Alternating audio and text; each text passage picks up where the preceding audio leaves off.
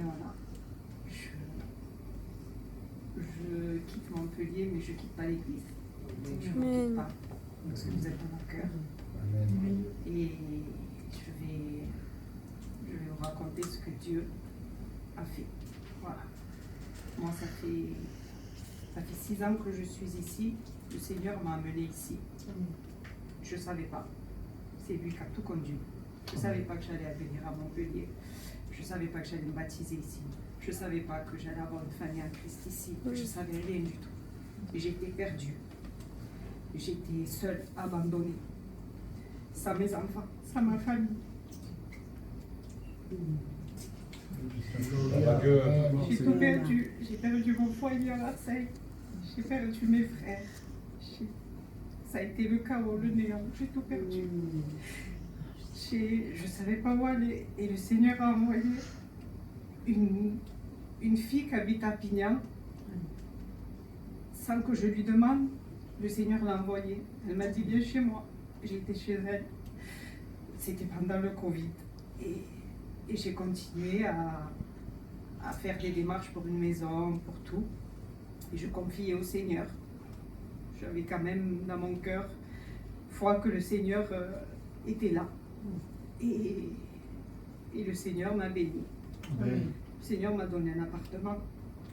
Le Seigneur m'a donné... J'avais rien, j'avais même pas de voiture, j'avais rien, il m'a donné une voiture. Il m'a donné un travail. Ma fille est revenue parce que j'avais pas ma fille avec moi. Elle est revenue. Et j'avais rien chez moi. Mais quand je vous dis j'avais rien. Le Seigneur m'a béni dans le matériel. Alléluia. Le Seigneur a écouté mon cri. Amen. Et il y a eu des difficultés. Ça s'est pas, on va dire, arrangé parce que j'avais mon fils. Après mon fils, il a mal vécu la séparation. Tout ce qu'on a passé, c'était dur avec mon fils aussi. Et l'ennemi se servait beaucoup de ça pour me détruire. Il se servait beaucoup de ça.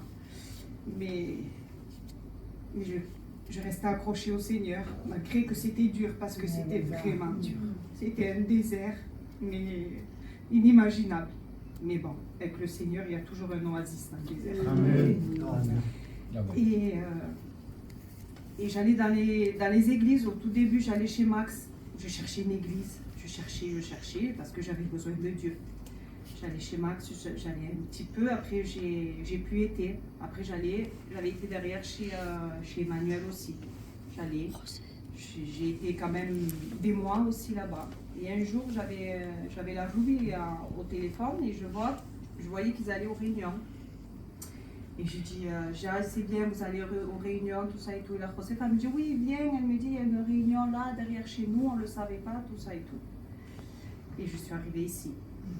Et ça a été dur pour moi parce que là aussi, je connaissais personne. Et quand on arrive de suite, c'est qui, pourquoi, et voilà, c'était dur. Et je lui dis, voilà, personne ne me parlait, je me sentais, pas en trop Seigneur, mais je me sentais mal à l'aise. Mais je l'affrontais cette barrière parce que j'avais tellement besoin du Seigneur que je me disais, tant pis, c'est pas grave. Nourris-toi de Dieu, tu as besoin du Seigneur. Et le Seigneur, dans cette église, j'ai ressenti un amour particulier que j'avais pas ressenti autre part, malgré qu'elle y ait l'amour dans toutes les églises, parce que c'est la base, c'est l'amour, elle y est. Mais là, c'était particulier parce que le Seigneur avait voulu que ça soit là, que je reçoive. Amen. Et j'ai tout reçu. J'ai reçu l'amour. J'ai reçu... moi, je priais pas. Là, j'ai reçu... ma voix, mon cœur, il s'est lâché à Dieu. J'ai été baptisée par le Saint-Esprit. J'ai été enracinée. J'ai été, pour moi, ça a été une école. Ça a été une école ici. J'ai appris à aimer. J'ai appris beaucoup de choses que Dieu a voulu que j'apprenne. Et je suis passée par les eaux du baptême. J'avais ce désir de... Je sentais que je m'enracinais que vraiment j'étais vraiment en Christ et que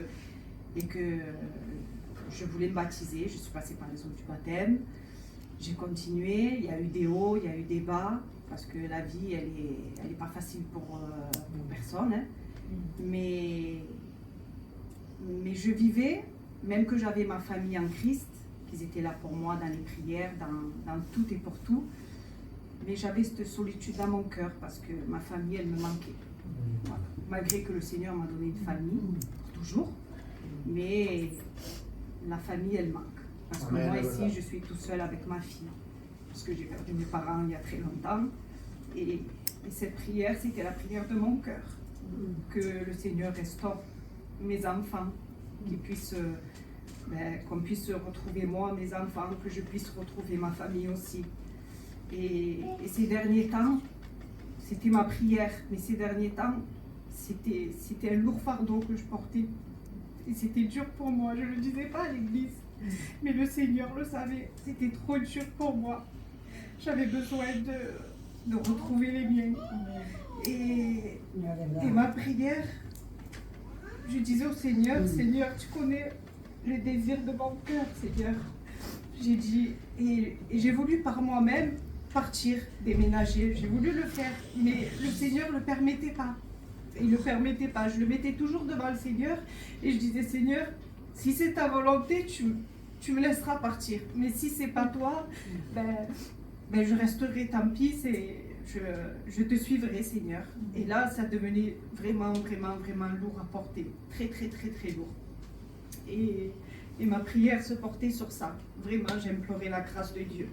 Je disais, Seigneur, tu vois maintenant le désir de mon cœur et tu vois cette souffrance, Seigneur Jésus. J'ai dit, je perdais courage dans les choses de la vie, alors que j'avais le Seigneur, mais voilà, j'avais ce manque en moi.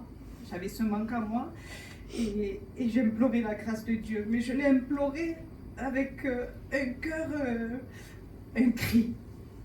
Un cri. Et c'est pour ça que quand un malheureux crie, l'Éternel l'entend. Parce que j'étais heureuse, je suis heureuse, il me comble de tout. Le Seigneur, il passe avant tout. Rien ne peut combler ce que le Seigneur apporte. Mais voilà, j'avais ce manque-là. Et j'ai imploré sa grâce. Et j'ai dit, Seigneur, maintenant, Seigneur, tu dis dans ta parole, j'ai dit, Seigneur, que tu ne nous tentes pas au-delà de nos forces. Alors j'ai dit, Seigneur, où tu me fais oublier ce manque que j'ai dans moi et je continue à avancer et si je dois rester là, je reste là et je suivrai ta volonté, Seigneur. J'ai dit, mais où tu me fais grâce maintenant, Seigneur Jésus. Et ça a pas... Le Seigneur ne s'est pas fait attendre. Même pas une semaine, j'ai été voir ma famille après les fêtes. Je suis pas descendue pour visiter une maison, je ne suis pas descendue dans le but de trouver une maison, de revenir avec une maison, mais le Seigneur avait tout planifié. Amen. Le Seigneur avait tout planifié. Je suis arrivée chez une tante, ma tante c'est une chrétienne, et vraiment c'est une femme de Dieu qui aussi j'ai besoin de elle aussi. C'est pour ça que je crois que le Seigneur a tout planifié parce que j'ai besoin de cette mère spirituelle aussi. Et voilà, et le Seigneur m'a béni dans mon cri. Et parce que j'avais rien pour déménager, j'avais pas d'argent, j'avais rien, je pouvais pas, c'était pas possible. Financièrement, matériellement, c'était pas possible. Et le Seigneur a tout planifié, a ouvert toutes les portes. Voilà. Et vous savez que pour mon fils n'est pas avec moi. Et là, mon fils revient avec moi. Il restaure mes enfants. Je retrouve mon fils et je sais que le Seigneur a des plans. A des plans parce que ma famille est là-bas. Et aussi, je disais, Seigneur, c'est pas... Je voulais pas être...